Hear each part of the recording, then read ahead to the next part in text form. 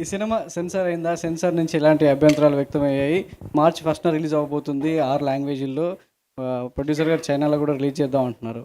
So, censor నుంచి ఎలాంటి అభ్యంతరాలు వ్యక్తమయ్యాయి? సినిమా రిలీజ్ అయిన తర్వాత ఎలాంటి పరిణామాలు రాబోతున్నాయని మీరు అంచనా? సెన్సార్ అంటేనే మేమేమైనా తప్పు చేస్తే అడ్డుపడడానికి ఉన్న ఆయుధం. ఆ సెన్సార్ జరిగిపోయింది. మేము ఎక్కడా తప్పు చేయలేదు, పొరపాటు చేయలేదని ప్రూవ్ అయిపోయింది. సెన్సార్ సర్టిఫికేట్ హ్యాపీగా మా చేతికి వచ్చింది. వాళ్ళు హిస్టరీని హిస్టరీలాగా చూశారు. ప్రతి దానికి ప్రూఫ్స్ అడిగారు. వాళ్ళు ఒకటి అడిగితే నేను 4 ఇచ్చాను. వాళ్ళు చాలా హ్యాపీగా ఫీల్ అయ్యారు. చాలా రెగ్యులర్ సినిమాలకు ఎంత ప్రశాంతంగా సెన్సార్ జరుగుతుందో అంతకంటే ప్రశాంతంగా సెన్సార్ జరిగింది. సో సత్యనారాయణ అయితే వాళ్ళకి సెన్స్ ఉంది. చాలా మూవీస్ విషయంలో హిస్టరీ తీసుకున్నప్పుడు వాళ్ళకి నచ్చిన వాటినే తీసుకునే అవకాశాలు చాలా ఉంటాయి. చాలా మూవీస్ అట్లా చూసాం. సో మీరు ఈ హిస్టరీని టచ్ చేశారు కాబట్టి యాస్టీస్ తీసుకున్నారా, లేదు మీకు ఏవి కావాలో అవి చూపించాలనుకున్నారు? నాకు ఏమి కావాలో 2 పాయింట్లకు 2 ఆన్సర్స్ ఉన్నాయి. ఒకటి, హిస్టరీని యాజ్ ఇట్ ఈజ్గా హిస్టరీనే తీసుకున్నాను, ఏది మార్చలేదు. అయితే హిస్టరీలో చాలా ఉన్నాయిగా, నాకు ఏది కావాలనుకున్నాను? ఇక్కడ ప్రజలు చేసిన విముక్తి పోరాటం, మనుగడ కోసం చేసిన పోరాటం, స్వాతంత్ర్య పోరాటం, దాన్నే ఇతివృత్తంగా తీసుకొని చేశాను. యాజ్ ఇట్ ఈజ్ హిస్టరీ, ఎక్కడ ఏమీ ఎక్స్ట్రా క్రియేట్ చేయలేదు. ఎన్నో 2% 5% చేసింది మంచి కోసం చేసి, అది కూడా 5%. అది మీకు సినిమా చూసి అర్థమవుతుంది. ఓకే, ఇది చేయాల్సిందని మీరే అంటారు. అయితే 2 మతాలకు సంబంధించి కన్ఫామ్గా మనం సినిమాలో చూపిస్తాం. సో సినిమా రిలీజ్ అయిన తర్వాత ఏమైనా కాంట్రవర్సీస్ వచ్చే అవకాశం ఉందంటారా? నేను ఇంతకుముందు మాట్లాడుతూ చెప్పా, 2 మతాల దృష్టితో చూడకూడదు. ఒక అధికారం, 2 అమాయకత్వం. అమాయకత్వానికి అధికారానికి మధ్య జరిగిన పోరాటం, అస్తిత్వానికి మూర్ఖత్వానికి మధ్య జరిగిన పోరాటం ఇది. అందుకనే మతం దృష్టితో చూసిన వాళ్ళు ఆ మత్తులోనే ఉంటారు. దయచేసి మతం దృష్టితో, ఆ కుళ్ళుతో చూడొద్దు, చరిత్ర దృష్టితో చూడండి. దీన్ని ఒక ఇతిహాసంగా చూడండి, మా ప్రజల పోరాటంగా చూడండి, అంతే. అనసూయ గారు, సో ఇందాక మీరు మాట్లాడుతూ రజాకార్ బిఫోర్ ఆఫ్టర్ అన్నట్లుగా మీ లైఫ్లో ఉంటుంది అన్నారు. సో చాలా నా లైఫ్లో అన్నానా? సారీ, స్ట్రాంగ్ గా అంటే ఇంతకు ముందు ఉన్నదాన్ని నేను స్ట్రాంగ్ అయ్యాను, మన అనబోయాను. నా వస్తే సారీ, మన అందరి లైఫ్లో అదే అంటే మీరు పర్సనల్ గా అంటే లేడీస్ విషయానికి వస్తే కనుక ఈ మూవీలో మీరు చూపించిన రోల్ ప్రకారం చూస్తే కనుక చాలా స్ట్రాంగ్గా కనిపిస్తుంది. సో ఈ రోల్ తర్వాత కావచ్చు, హిస్టరీ తెలుసుకున్న తర్వాత కావచ్చు, అనసూయ ఎట్లా మారింది? అదే చెప్తున్నా, నాకు బిఫోర్ అండ్ ఆఫ్టర్ డెఫినెట్గా. ఎందుకంటే ఇప్పుడు ఫర్ ఎగ్జాంపుల్ డాక్టర్స్ దగ్గరికి వెళ్ళాము, ఎప్పుడు మీ హిస్టరీ అడుగుతారు, యువర్ హెల్త్ హిస్టరీ ఫైల్ తీసుకురండి. బికాస్ ఆ కాన్ఫిడెన్స్ వేరే ఉంటుంది. Because you know where it started, you know where to go, అంతే. నేను అదే చెప్తున్నాను, that when you know where it started, me confidence, మీరు ఎటు వెళ్ళాలి, మీ దారి, అవన్నీ కరెక్ట్గా క్లియర్గా కనిపిస్తాయి. ఫాగిష్నెస్ ఉండదు. So for me that gave me a lot of strength. Because నాకు తెలుసు నా హిస్టరీ గురించి. ఇప్పుడు ఇంకా చాలా హిస్టరీ అనేది సముద్రం అండి, చాలా తెలుసుకోవాలి ఇంకా. సో ఇలాగే గూడూరు నారాయణ రెడ్డి గారు, సత్యనారాయణ గారు సినిమాలు ఇలాగే తీస్తూ ఉంటే బాగుంటుంది. అందులో నన్ను కూడా ఉంటే నేను చాలా ఆనందిస్తాను. బికాజ్ నా జన్మ ధన్యమవుతుంది. మనందరికీ ఒక పర్పస్ అనేది ఉంటుంది, వై వి ఆర్ అనేది. సో నేను నెమ్మదిగా తెలుసుకుంటున్నాను. ఎక్ జరియా అంటారు కదా, ఒక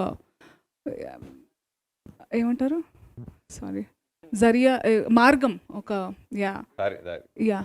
one medium. we all are, we have to pass our paths one day or the other, and if we all are towards one destination, it will be very peaceful and very meaningful. So నాకు డెఫినెట్గా రజాకార్ గురించి తెలుసుకున్నప్పుడు, నాకు ఇప్పుడు నేను ఓపెన్గా చెప్తున్నాను, నేను ఒక పాటలో ఉన్నాను, పాట తర్వాత ఒక సీన్లో. నేను చెప్పొచ్చా ఆ సీన్ ఏదో? వద్దా? ఓకే. సో అంటే మన హిస్టరీలో దేని గురించి అనేది కూడా థియేటర్లోనే చూద్దామా? బైరన్పల్లి ఇన్సిడెంట్. అందులో నేను చాలా, అంటే తెలంగాణలో ఉన్నవాళ్ళు, వాళ్ళ ఫ్యామిలీస్ బిలాంగ్ అయిన వాళ్ళకి డెఫినెట్గా ఆ ఇన్సిడెంట్ వాళ్ళు గగ్గురు పుడుస్తుంది. Everybody feels very personal. So ఆ ఇన్సిడెంట్ అంతవరకే ఉన్నాను నేను. It's an episode. రజాకార్ల అకృత్యాలు అన్నీ చూపించారు, మనకు తెలియాలి. ఐ ఫీల్ వెరీ సాడ్ అండి. నేను ఫస్ట్ నా పాట రిలీజ్ అప్పుడు కూడా చెప్పాను, ఎవరెవరి గురించో చదువుతున్నావు, నా మెమరీ వేస్ట్ అయిపోయింది చిన్నప్పటి నుంచి చదివి. I mean we all have certain chip, ఇంతే ఉంటుంది కదా దాని మెమరీలో. Why did I read about all of them and why not now? నాకు అర్థం కావట్లేదు, బుక్స్లో ఎందుకు లేవండి ఇవన్నీ ఇప్పుడు చదువుకోవాలి. మన హిస్టరీ గురించి ఎందుకు లేదు?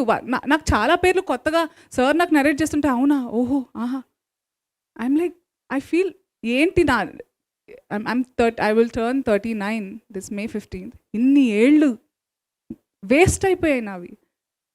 If I had this knowledge before, my purpose would be different, you know. So I think మీరే చూసుంటారు చేంజ్ నాలో. It's obvious. Thank you. Director గారు హాయ్ సురేష్ గారు, నాతోటి మాట్లాడతారా? ఎలా ఉన్నారు? బాగున్నా చెప్పండి. నిజంగా ఇంతకుముందు వచ్చిన ప్రెస్ మీట్లకి అనసూయ వేరు, ఈ ప్రెస్ మీట్కి వచ్చిన అనసూయ వేరుగా కనిపించేసింది మనందరికీ. Hmm. కొన్ని క్యారెక్టర్, కొన్ని సినిమాలు మనం మనీ కోసం చేస్తాం, కొన్ని మనసుకు నచ్చి చేస్తాం, కొన్ని క్రేజ్గా చేస్తాం. సో మీకు మనసుకు నచ్చి చేసారని ఈ సినిమా అర్థమైపోతుంది. సో ఈ కథ చెప్పినప్పుడు కానీ మీ క్యారెక్టరేషన్ గురించి కానీ అంతకుముందు అనసూయ కూడా చాలా పాటలు వేరే రకంగా చూస్తాం. సో ఈ రకంగా దీనికి మీరు ఎలాంటి కేర్ తీసుకుని చేశారండి? నేను మారలేదు, ఇవాల్వ్ అయ్యాను. మార్పు వేరు, ఎవల్యూషన్ వేరు. సో ఈ సినిమాతో నేను ఇవాల్వ్ అయ్యాను డెఫినెట్గా. ఇంతకు ముందు కూడా ఐఎమ్ అన్ ఎంటర్టైనర్. ఈ ఎంటర్టైన్మెంట్తో పాటు ఇలాంటి కథలు వస్తే, ఇలాంటి ధైర్యం ఉంటే, ఇలాంటి పాత్రలు రాస్తే వస్తే ఆ బరువు వేరే ఉంటుంది, నా అదృష్టం ఇంకోలా ఉంటుంది. అది నేను తీసుకునే అంత బుద్ధి నాకు ఉండాలి, ఆ భగవంతుడు ఇస్తున్నాడు. ఆ కనెక్ట్ ఉంది కాబట్టి ఐఎమ్ గ్రేట్ఫుల్. బట్ అది ఇప్పుడు ఏంటి, దాస్ గారు ఉన్నందుకు నేను ఏదో స్పిరిచువల్గా మాట్లాడలేదు. చాలామందికి తెలుసు I'm always very connected. So you will see, అలాంటి పాటలు చూస్తారు తప్పకుండా. యాజ్ అన్ ఎంటర్టైనర్ నేను చేస్తాను. బట్ ఈ సినిమా అనేది అంటే ప్రతి పాత్ర నాకు నచ్చే, కనెక్ట్ అయ్యి చేస్తాను. కానీ ఈ సినిమా ఇట్స్ ఎలా చెప్పాలి నేను, ఇది జరిగింది, ఇది ఎలా చెప్పాలి సార్? భయ్యా, అనసూయ గారు మనకి సాక్షిలో పనిచేసిన దగ్గర నుంచి, ఆ తర్వాత జబర్దస్త్, ఆ తర్వాత యాంకర్, ఆ తర్వాత మీరన్న మీ దృష్టిలో ఉన్న రోల్స్గా మనకు తెలుసు. కానీ అనసూయ గారికి నేను మీడియాకి తెలియజేయాలనుకుంటున్న విషయం ఏంటంటే, భూదానోద్యమం ఎక్కడ జరిగిందో ఆ గడ్డ మీద పుట్టిన బిడ్డ అనసూయ. భూదాన్ పోచంపల్లిలో అనసూయ గారి తాతల ఇల్లు 100 గడపల ఇల్లు. నల్లగొండ జిల్లాలో ఉన్న ఇల్లు ఎవరిదంటే అది అనసూయ గారి తాతల ఇల్లు. ఆ 100 గడపల ఇంట్లో 1000 మందికి భోజనం పెట్టిన ఇల్లు ఆ ఇల్లు. భూదానోద్యమంలో పాలు పంచుకున్న చాలా ఉద్యమకారులను నిలబెట్టిన ఇల్లు ఆ ఇల్లు. తెలంగాణ సాయుధ పోరాటంలో పాలు పంచుకున్న చాలామంది పోరాట యోధులకి అన్నం పెట్టి ధైర్యం ఇచ్చిన ఇల్లు ఆ ఇల్లు. అంత గొప్ప రక్తంలో పుట్టిన అనసూయ రక్తంలో మనం అనుకున్న ఎంటర్టైన్మెంటే కాదు, ఆ ఆవేశం, ఆ పోరాటం ఉంటాయి. కాబట్టి నాకు తెలిసిన నా ఆడబిడ్డ అనసూయని ఆ దృష్టితోనే చూసా. నేను మాట్లాడేటప్పుడు క్యారెక్టర్ గురించి అనసూయనే అంతే అనుకున్న తర్వాత, మీకు తెలుసు లేదు, చాలా నేను కామెంట్స్ చదివా తర్వాత, మీ మీద గౌరవం పెరిగింది మేడం, ఇలాంటి కామెంట్స్ రావడం స్టార్ట్ అయినాయి. ఈటీవీ CEO బాపినేడు గారు మార్నింగ్ ఆయన ఎప్పుడైనా ఇంటి దగ్గర నుంచి ఛానల్కి వెళ్ళేటప్పుడు ఎవరితోనైనా ఫోన్లో చాలాసేపు మాట్లాడుతూ 1 hour జర్నీ ఉంటుంది కాబట్టి నందినగర్ నుంచి ఫిలిం సిటీకి 1 hour మార్నింగ్ కారెక్కగానే ఫోన్ చేసి ఆ సాంగ్ చూసి, ఏటగారు అనసూయ గారి మీద గౌరవం ఇంకా రెట్టింపు అయిందండి, ప్రొఫెషనల్గా అమ్మాయి మీద నాకు గౌరవం ఉంది కానీ ఈ పాట చూసి నాకు రెట్టింపు అయిందండి అని స్టార్ట్ చేశారు. ఫిలిం సిటీ వెళ్ళేంత వరకు సరే నా రూమ్లోకి వచ్చాను మళ్ళీ కలుద్దాం అనేంత వరకు అనసూయ గారి గురించి, ఆ పాట గురించి, పెర్ఫార్మెన్స్ గురించి, విషయం ఏంటంటే ఆవిడ వేసుకున్న కట్టు బొట్టు అన్నీ కూడా, అందులో క్వశ్చన్స్ కూడా కొన్ని వేశారు. అప్పుడు అంత నగలుండేదా, అది ఉండేదా, అలాంటి క్వశ్చన్స్ కూడా వేశారు. దానికి నా దగ్గర ఆన్సర్లు ఉన్నాయి. అవన్నీ అంటే చూడండి, నేనేమంటానంటే భయ్య, మన బ్లడ్లో, మన తాత ముత్తాల బ్లడ్లో, మన పూర్వీకుల బ్లడ్లో ఉన్నది ఆటోమేటిక్గా బయటపడుతుంది.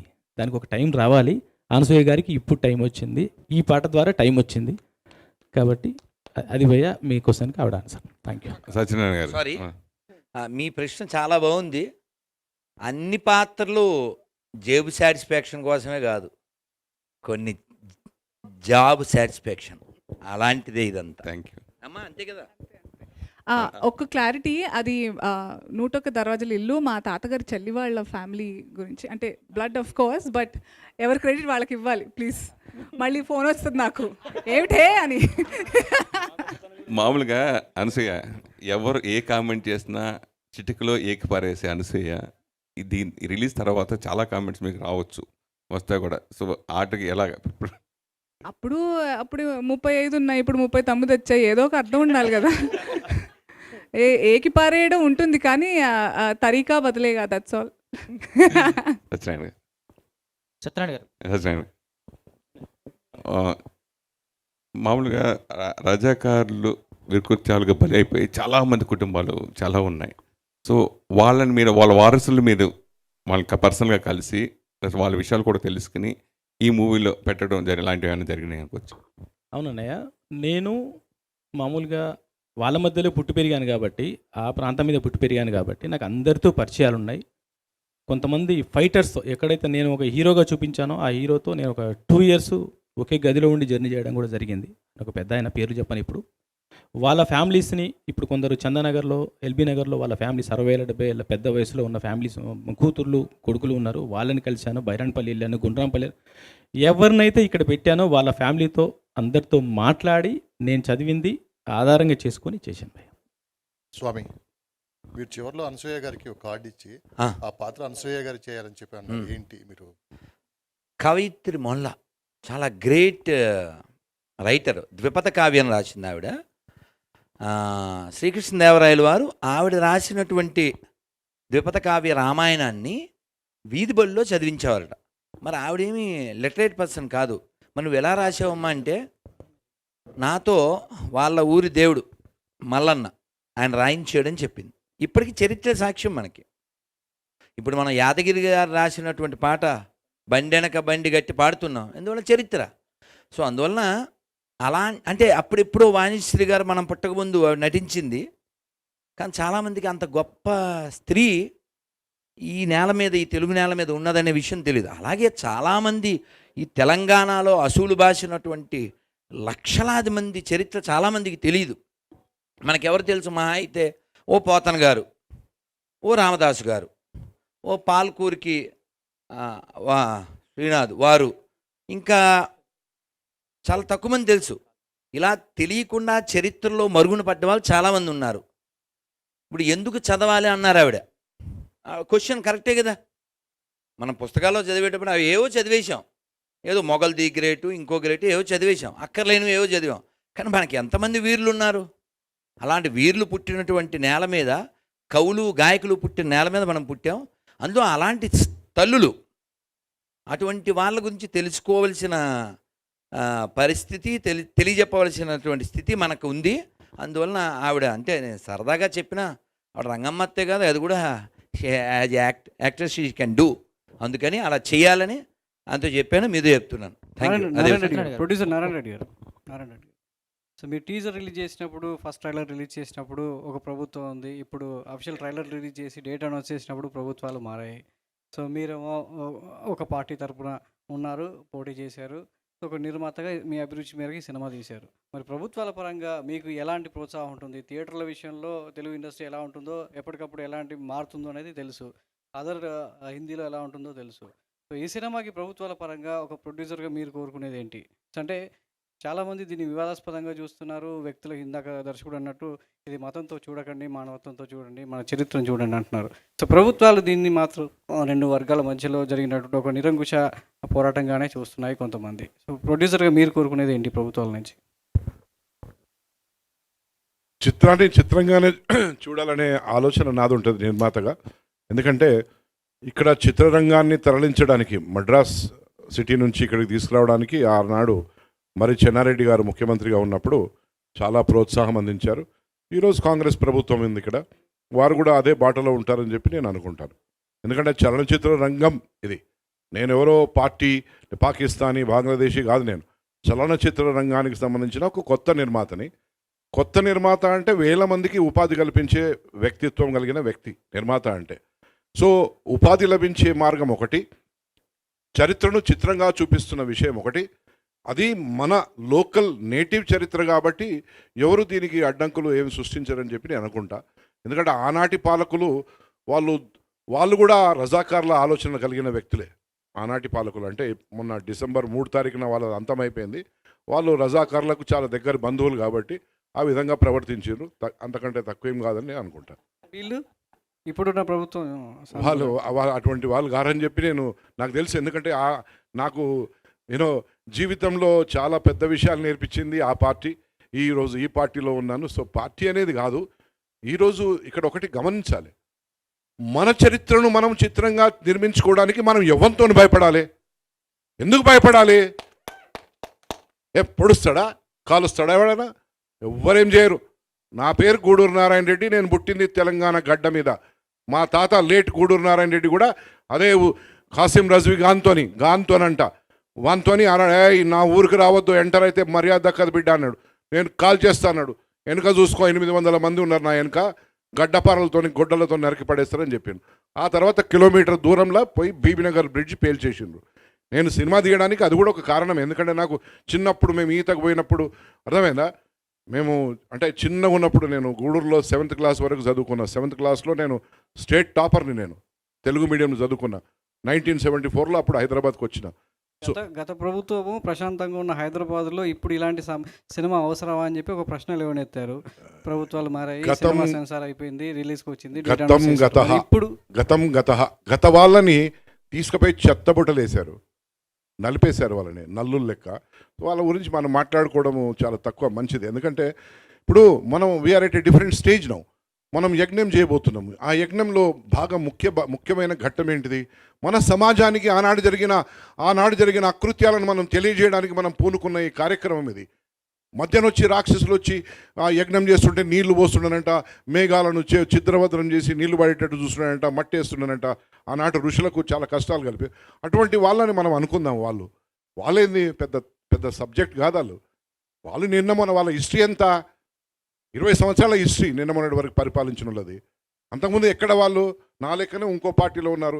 ఆ పార్టీలో వాళ్ళ నాయన ఇంకో పార్టీలో ఉన్నాడు, ఇంకో తాత ఇంకో పార్టీలో ఉన్నాడు. అంతే, సబ్జెక్ట్ ఏమి ఇక్కడ మారలేదు. మనమంతా భారతీయులం. భారతదేశంలో ఉంటూ భారతదేశ చరిత్ర గురించి మాట్లాడడానికి దమ్ము లేకుంటే మనం ఈ దేశంలో ఉండదు. పోయి పాకిస్తాన్లో ఉండాలి. అక్కడ గోధుమ రొట్టె చేసుకోలేని పరిస్థితి. కిలో గోధుమ పిండి కావాలంటే నీకు వారం రోజులు ఆగాలి. చక్కెర కావాలంటే కిలో చక్కెర కావాలంటే 3 నెలలు ఆగాలి. అటువంటి దేశమా మనది? మన దేశమా మనది? భరతమాత బిడ్డలం మనం, భగత్ సింగ్ తమ్ములం మనం. ఎట్లా అంటే అట్లా మనం బతకొచ్చు. మన దేశంలో ధైర్యంగా బతకొచ్చు. నీకు ఏదుందో నీ ఫండమెంటల్ రైట్, నీ ఆర్టికల్, బాబాసాహెబ్ అంబేద్కర్ అందించిన నీ రాజ్యాంగం నీ దగ్గర ఉన్నది. Article 19 gives you all those rights. Same thing I follow Babasaheb Ambedkar. మీకు మీ దర్శకుడికి బెదిరింపు కాల్స్, కామెంట్స్ వస్తున్నాయి. వేలు వచ్చినాయి. ఈ విషయంలో ప్రభుత్వం సెక్యూరిటీ అవకాశం ఏమైనా ఉందా? వందలు వచ్చినాయి. We don't care about it. We are the citizens of this free universe. I don't care about all that. నేను ఉన్నంత వరకు ఉంటాను. పోయినాక లైట్ ఆరిపోతుంది. కానీ నేను మాత్రం చరిత్రను నిలిచిపోతా కదా.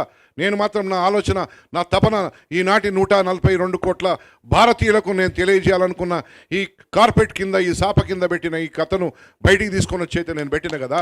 నేను పోతేంది ఉంటేంది. జనరల్గా ఈ సినిమాని సత్యనారాయణ గారు ఒకటే క్వశ్చన్ చెప్పొచ్చా? సత్యనారాయణ సతీష్ గారు అదే అయ్యో మర్చిపోయా, ఫ్లో వస్తుండే నాకు ఇట్లా. ఒకటేంటంటే ఇది రిలీజన్ అవన్నీ ఆ మతం ఈ మతం అని మాట్లాడుతున్నారు. బట్ నాకు మన గురించి తెలిసింది ఏంటంటే భారతదేశంలో ఎవరైనా సరే ఇక్కడున్న ముస్లిమ్స్ కూడా, I have lot of friends. నేను ఓల్డ్ మలక్పేట్లో పెరిగాను. స్కూల్ అంతా అక్కడే, ఆస్మాన్గఢ్లో, మూసరాంబాగ్లో మొత్తం నాకు అంతా స్కూలింగ్ అక్కడ, ఫ్రెండ్స్ అలాగే. I have really good. అది ఇది అని కాదు, అన్నిట్లోనూ మంచి చెడు ఉన్నట్టు ఇక్కడ ఉన్నారు అక్కడ ఉన్నారు. కానీ మన దగ్గర ఏంటంటే వీ నెవర్ టేక్ రివెంజ్.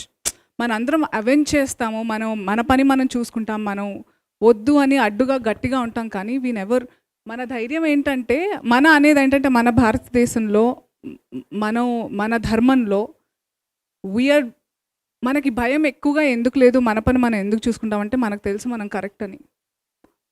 మా అమ్మ ఎప్పుడూ చెప్తూ ఉండేది, నువ్వు రైట్ అయినప్పుడు నీకు భయం ఉండదు. అండ్ నాకు అదే అనిపిస్తుంది. అందుకే చాలామంది అంటారు మీరు అంత ధైర్యంగా ఎందుకంటే నాకు తెలుసు భయ్, నేను తప్పు చెప్పట్లేదు, నాకు తెలుసు. Why should I be scared of anything?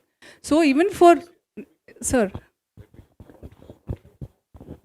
ఒకటి లెట్ మీ కంక్లూడ్. నేను నా ఓపెనింగ్ రిమార్క్స్లోనే గంగా, జమున, తైజీబ్ అన్నాం. మీకు తెలుసో తెలియదో నా బెస్ట్ మిత్రులు ముస్లిమ్స్. వాళ్ళు నాకు చాలా డబ్బులు ఇచ్చారు వితౌట్ ఎనీ ఇంట్రెస్ట్. అరే బహుత్ జబర్దస్త్ నికాల్ రాయల్ నికాల్ అని చెప్పి. అర్థమైందా? ఇవన్నీ ఊరికే ఎవడో ఈ తోక సత్తిగాన్లు అంతా నేనంట. తోక సత్తిగాన్లు అంటే ఈ పనికిరాని మొన్నటి వరకు పరిపాలించిన వాళ్ళు తోక సత్తిగాన్ల కిందనే నేను వాళ్ళని పరిగణిస్తా. వాళ్ళకు ముక్కు తెలియదు, మూతి తెలియదు, నడమంతర పోలం అనమాట. They are all new rich fellows. మధ్యన వచ్చిన పవర్తోని, అహంకారంతోని ఆనాడు ఆడోడు వచ్చిండాడు జోకర్ గాడు, నిలబడి జోక్లు వేసాడు. మునావర్ ఫారూఖీ కానీ Z+ సెక్యూరిటీ. అరే సైకిల్ నాకెందుకు వెళ్ళేరా సెక్యూరిటీ? నా పర్సనల్స్ నేను ₹1,00,000 పెట్టుకుని నేను నా పర్సనల్ గన్మెన్లను పెట్టుకున్నా. ఎందుకు వెళ్ళలేదు సైకిల్? చెర్రా ఎందుకు వెళ్ళలేదు బాబు అంటున్నా నేను. మీరంతా అంటే అటువంటి వాళ్ళ గురించి మనం ఈరోజు చర్చ మాట్లాడుకుంటే వేస్ట్. ఇది people who are ruling the country and the state, they have their thing in their centre. They are not acting autocratic. వాళ్ళు ఏదో నా రాజ్యం అని పరిపాలిస్తలేరు ఇక్కడ. రేవంత్ రెడ్డి గారు చాలా ఆయన పరిపాలన దక్షత ఉన్న వ్యక్తి. ఈ రోజు వరకు ఆయనకు ట్వీట్లు ఇచ్చారు అప్పటిలేక. ఆయన ట్వీట్ ఇవ్వగానే ట్వీ అని చెప్పి లేచిండి ఈయన ఏం లేవలే అటువంటి దాని గురించి ఏం రెస్పాండ్ కాలే. ఎందుకంటే అవసరం లేదు. What is the reason? React కావడానికి అవసరమేముంది ఇక్కడ? అరే మన చరిత్రను మనం చిత్ర రూపంలో తీసుకుంటే ఎవరికైనా ప్రాబ్లమా? ఈరోజు ఏమైనా వేరే వాళ్ళ గురించి మనం మాట్లాడుతున్నాం. అనసూయ చెప్పింది కరెక్టే. We have nothing against anybody. We have to live right. మనం కూడా పోయి బిర్యానీ తినాలి కదా, మిఠాయిలు తినాలి కదా. వాళ్ళు ఎంత మంచిగా ఉంటే మనకు పెళ్లిళ్ళలో పోయినా కానీ ఎక్కడ పోయినా మళ్ళీ షేర్వాణి వేసుకోవాలి, అవన్నీ ఉంటాయి. అది వేరే. ఈ చిత్ర నిర్మాతకు కొన్ని ఇబ్బందులు ఉంటాయి నాలంటూ. అందు గురించేనేమో ఎవరు తీయలేరు, దీన్ని సాహసం చేయలే. ఎవడో ఒకటి లేవాలి కదా. అందరు అల్లూరి సీతారామరాజు గారు కదా, అందరు భగత్ సింగ్లు గారు కదా. అట్లనే ఒక గూడూరు నారాయణ పుట్టిండు, సరే తీసిండు, బయటకు వచ్చింది, సినిమా వచ్చేసింది. ఇప్పుడు ఇది ఆల్రెడీ నొప్పులు స్టార్ట్ అయినాయి, పురుడు పోసుకోవాల్సిందే అంతే. సినిమా బయటకు ఎవరు ఆపలేరు. ఈది అమీన్ పుట్టొచ్చినా ఆపలేడు, ఒసామా బిన్ వాడు వచ్చినా ఆపలేడు. అర్థమే? ఇది కటింగ్ కాదు, ఇది న్యాచురల్ బర్త్. టప్పున వచ్చేస్తుంది బయటికి. మన వరకు ఒక పార్టీకి సపోర్టింగ్గా ఈ సినిమా వస్తుందని ప్రచారం బాగా ఎక్కువ జరిగింది. అయితే ఇప్పుడు కరెక్ట్గా పార్లమెంట్ ఎలక్షన్స్ ముందే ఈ సినిమా రావటం. నా తమ్ముడు సురేష్ అడుగుతున్న ప్రశ్నకు నేను చాలా చక్కటి జవాబిస్తా. నేను ఈరోజు ఏ పార్టీలో అయితే ఉన్నానో ప్రపంచంలోనే అత్యంత ప్రజాదరణ కలిగిన పార్టీ. 13 కోట్ల మంది సభ్యులు ఉన్నారు పార్టీలో. 13 కోట్ల మంది భారతదేశంలో ఒక్క ముగ్గురి ఓట్లు ఇంకా సాధిస్తే 52 కోట్లు వస్తాయి వాళ్ళ ఓట్లు. 52 కోట్ల ఓట్లు వస్తాయి 142 కోట్లల్లో. అవసరమా ఈ చిన్న పని ఆ పార్టీ చేసేది? ఈరోజు యాదృచ్ఛికంగా నేను ఆ పార్టీలో ఉన్నా. ఇంకొకటి, ఈరోజు మన నరేంద్ర మోడీ గారు మన ప్రధానమంత్రి. ఇప్పటి వరకు మనం ఇటువంటి ప్రధానమంత్రిని చూసినామా ఎవరినైనా? 500 సంవత్సరాల తర్వాత మనం పోరాటం చేసి లక్షల మంది చచ్చిపోయి మొత్తం పరేషానై బర్బాదై కోట్ల చుట్టూ తిరిగి 500 సంవత్సరాల తర్వాత మన దేవునికి, మన శ్రీరామునికి ప్రాణప్రతిష్ఠ చేయడం అనేది మనందరి భాగ్యం కదా. నేను ఆ రోజు అక్కడ ఆ సమయంలో అక్కడ ఉన్నా, నాకు కూడా ఆహ్వానం అందింది, నేను అక్కడ ఉన్నా. ఎంత నేను ఆనందపడిపోయానంటే అసలు ఎన్ని జన్మల సుకృతమో పుణ్యమో అని నేను అనుకున్నా. అసలు ఎన్ని జన్మలు మనం సేవ చేస్తే మానవులకు, మానవ సేవయే మాధవ సేవ అనే భావించే నాటోనికి ఆ భాగ్యం దొరకడము, మళ్ళీ ఈ సినిమా తీయడం అనే ఒక భాగ్యం దొరకడం అనేది మామూలు చరిత్ర కాదు మా తమ్ముడు సురేష్ గారు. Really it's a real luck for me to produce and direct. And ఇప్పుడు స్వామీజీ లాంటి వారు, గురువు గారు లాంటి వాళ్ళు దీంట్లో రావడం, అనసూయ లాంటి వాళ్ళు, మకరంద్ గారు లాంటి వాళ్ళు, రాజ్ అర్జున్, ఎవరు తేజ్ సప్రు లాంటి వాళ్ళు మామూలుగా కాలే. ఇదంతా ఇదొక యజ్ఞం. ఇది మేమందరం ఒక వేరే విభిన్నమైన పాత్రల్లో ఉన్నాం. ఆ పాత్రలు ప్రతి ఒక్కరు జీవించారు. నేను కూడా జీవిస్తున్నాను ఈ రోజుకి. నా రిలీజ్ అయ్యే వరకు నేను జీవిస్తూనే ఉంటాను. రిలీజ్ అయినాక జింగిలాలు అయిపోయినా నాకు ఫరకపడదు. అర్థమైందా? సో అటువంటి ఆలోచన కలిగిన వ్యక్తి నేను. ఒకటి లైట్లు బాగా వెలుగుతున్నాయి, ఆఫ్ చేసి చీకటి కదా, తెలుస్తుందా? ఆ లైట్కు తెలుస్తుందా నన్ను ఆఫ్ చేశారని? లైట్కి ఇప్పుడు తెలుసా నేను వెలుగుతున్నానని? అట్లే అనమాట. As long as the person is there, he will be bright. Once is gone is gone. So దాని గురించి కాదు మన తపన. మనము మెజారిటీ ప్రజలకు, ప్రపంచానికి మనం ఏం చేస్తున్నాం, ఇవాళ ఏమవుతుంది ప్రపంచంలో మనం మాట్లాడుకోలేం కొన్ని. ఎందుకంటే అదే మనం ఇదే ఫ్రీడమ్ ఆఫ్ స్పీచ్, ఎక్స్ప్రెషన్ గిట్ట ఇంకా కొంచెం బాబాసాహెబ్ అంబేద్కర్ గారు ఇంకా కొన్ని మనకి ఇంకోటి ఇస్తే 19 కాకుండా 25 ప్రకారం ఇష్టారీతిలో నువ్వు మాట్లాడుకోవాలంటే మంచిగా ఉంటుండే. కానీ వారు ఇచ్చింది కూడా చాలే. ఎందుకంటే మనం అందరం కూడా అది గంగా జమున తైజీబ్ అనేది ఆ పద్ధతి ప్రకారం పోతున్నాం కాబట్టి let is all travel together. I wish all communities to watch this movie and understand what their grandfathers and grandmothers and maternal grandmothers and paternal grandmothers or great grandparents have gone through all those things. Everybody has gone through all the difficulties. మా అమ్మ భారతమ్మ ఆమె పేరు. ఎందుకంటే ఆనాడు భరతమాత మన స్వాతంత్రం వచ్చిన సందర్భంగా ఆమె పుట్టింది. అంతకుముందే ఆ పోరాటం జరుగుతున్నప్పుడు ఆమె ఇప్పుడు 82 సంవత్సరాలు. ఈ రజాకారులు ఉన్నప్పుడు 7 సంవత్సరాల వయసు, 6.5 సంవత్సరాల వయసు ఆమె అక్క దగ్గరికి బొంబాయికి పంపించారు. మా అమ్మ ఇప్పటికి ఉంది. మా తాత బావమరిది శివారెడ్డి గారు అని భువనగిరి పక్కన ఉంటారు. ఆయన వయసు ఇప్పుడు 97.5. వాళ్ళ బావగారు లేట్ గూడూరు నారాయణ రెడ్డి గారు ఈ రజాకారులతో పోరాటం చేసినప్పుడు ఆయన వయసు 20 సంవత్సరాలు. ఇవాళ ఆయన బ్రతికున్నాడు. చొల్లేరు అనే గ్రామంలో బ్రతికున్నాడు 97.5 ఇయర్స్. ఆయన అంటాడు, మా బావగారు చాలా పోరాటం చేశారు, నా మనవడు నువ్వు కూడా అంతకంటే ఎక్కువ గట్టిగా ఉన్నావు, నువ్వు అసలు నీకు 2 సార్లు వచ్చినాయి, మామది నాయనది అందరిది వచ్చింది, నీకున్న ధైర్యం అవునికి లేదు అంటాడు. Probably my genetics are more stronger. Because నేను ఈ వయసులో కూడా ఇంత నేను దుందుడుగ్గా ఉంటానంటే నాకు అసలు చాలామంది ఉండరు. 60 సంవత్సరాలు, 62 సంవత్సరాలు, 62 ఓ గాడ్ మ్యాన్ యు ఆర్ 62 అంటారు. I act like A 42-year-old man, maybe 37-year-old man. అంతే కదా. So I live, let live, and I will see that this movie is appreciated by one and all. Thank you very much. Satyanarayana గారు one comment sir, 1 minute. ఈ సినిమాకి అంటే చాలా సినిమాల విషయాలు మనం చూడొచ్చు. వాళ్ళు తెర ముందు యాక్ట్ చేస్తారు, తెర వెనక యాక్ట్ చేస్తారు. ఇక్కడ 2 యాక్షన్ లేవు, ఓన్లీ ఫ్యాక్షను. నిజం, గట్స్ ఉన్నోడికి హిట్స్ ఉంటాయి. ప్రొడ్యూసర్ ఒక్క గారు నిమిషం అండి. ఇప్పుడు మనకి నిజాం గవర్నమెంట్ అనగానే ఎలా కాదనుకున్నా తెలంగాణ సాయుధ పోరాటం అనేది ఇప్పటివరకు ఒక రెఫరెన్స్గా ఉంది. కోర్స్ మీరు కొత్తగా ఏం చెప్పబోతున్నారు అనేది సినిమా చూస్తే తెలుస్తుంది. ఈ సినిమాకి సంబంధించి మీరు చేస్తున్న ఇన్వెస్టిగేషన్లో ఈ ఆంధ్ర మహాసభ కానీ తెలంగాణ సాయుధ పోరాటం ఇప్పటివరకు ఏదైతే రాసి ఉంటే రావినారాయణ రెడ్డి వీళ్ళు ఈ సెక్షన్ ఉందో ఇక్కడ నుంచి ఏమైనా రిఫరెన్స్లు తీసుకున్నారా? ఒకటి. నెక్స్ట్, ఈ సినిమాలో ఇంతకుముందు సుద్దాల గారు చెప్పినట్టు షేక్ బందగి కానీ యాదగిరి కానీ మనకు మామూలుగా తెలంగాణ పోరాటం అనగానే గుర్తొచ్చే మహిళా వీరనారి చాకల ఐలమ్మ ఇలాంటి వాళ్ళ క్యారెక్టర్స్ రిఫరెన్స్ లాంటి ఈ సినిమాలో ఏమైనా చూపించబోతున్నారా? ఇప్పుడు మీరు అడిగిన దాంట్లో షేక్ బందగి అనేది ఏంటంటే తెలంగాణ సాయుధ పోరాటంలో మొదటి అమరుడు. అర్థమైందా? అయితే నేను తీసుకున్న సబ్జెక్ట్ ఏంటంటే ఆగస్టు 15th ఎప్పుడైతే స్వాతంత్రం వచ్చింది భారత్కి, అక్కడి నుంచి సెప్టెంబర్ 17th 1948 మనకు స్వాతంత్రం ఎప్పుడు వచ్చింది, బిట్వీన్ ఈ 1 yearలో ఏం జరిగింది అనే లైన్ తీసుకున్నాను. కాబట్టి ఇందులో ఈ 1 yearలో జరిగిన ఇన్సిడెంట్స్ ఉంటాయి. దీనికి గతంలో ఇలా జరిగింది అని చెప్పే కొన్ని ఇన్సిడెంట్స్ అది ముందు కూడా కావచ్చు. ఎందుకంటే 1936లో వచ్చింది రజాకార్ వ్యవస్థ. సో 36 కానీ ఇదేంటి 47లో ఫ్రీడమ్ వచ్చింది మనకి. సో ఆ 36 నుంచి వాళ్ళ అరాచకాలు ఎక్కువ ఉన్నాయి కాబట్టి అక్కడ ఏమైనా పిక్ చేయాల్సుకుంటే పిక్ చేసుకున్నాను. తర్వాత ఏమంటున్నారంటే మీరు రావినారాయణ రెడ్డి గారు కానీ, ఆరుట్ల కమలాబాయి గారు కానీ, ఆరుట్ల రామచంద్రారెడ్డి గారు కానీ, మల్లు స్వరాజ్యం కానీ, భీమిరెడ్డి నరసింహారెడ్డి కానీ, మల్లు నరసింహారెడ్డి కానీ, బద్దం ఎల్లారెడ్డి కానీ, చాకలి ఐలమ్మ కానీ, వీళ్ళందరూ కూడా వీరనాళ్ళ ఇట్లాంటి వాళ్ళు. నేను చెప్పాను కదా తెలంగాణలో ఊరుకో 4 హీరోలు ఉంటారు. అయితే ఏంటి అంటే నేను తీసుకున్న లైన్లో నా ప్లేలో ఎవరు ఏ పోరాటం ఇమిడి ఉంటుందో, ఏదైతే ఆడియన్స్కి నేను అర్థమయ్యేటట్టు చెప్పగలను, కన్ఫ్యూజ్ అవ్వకుండా చెప్పగలను, అదే చెప్పాను. ఈ పోరాటంలో కమ్యూనిస్టులు తెలంగాణ సాయుధ పోరాటం చేశారు. ఆర్య సమాజు చాలామంది, రాధాకృష్ణ మొతాని, నరేంద్ర పవార్, బసవ మానయ్య ఇట్లాంటి పెద్ద పెద్ద వాళ్ళు ఆర్య సమాజ్ పోరాటం చేశారు. స్టేట్ కాంగ్రెస్ నుంచి పరమానంద తీర్థ ఫైట్ చేశారు. రామానంద తీర్థ ఇది జాయిన్ ఇండియా ఉద్యమం మొదలుపెట్టారు ఆయన. ఇట్లా అన్నీ చేశారు. కాబట్టి ఏంటంటే అందరినీ తీసుకున్నాను. నేను ఇంతకుముందు నుంచి చెప్పేది అదే, నాకు ఇది కమ్యూనిస్టుల సినిమానో, కాంగ్రెస్ వాళ్ళ సినిమానో, ఆర్య సమాజ్ వాళ్ళ సినిమానో కాదు.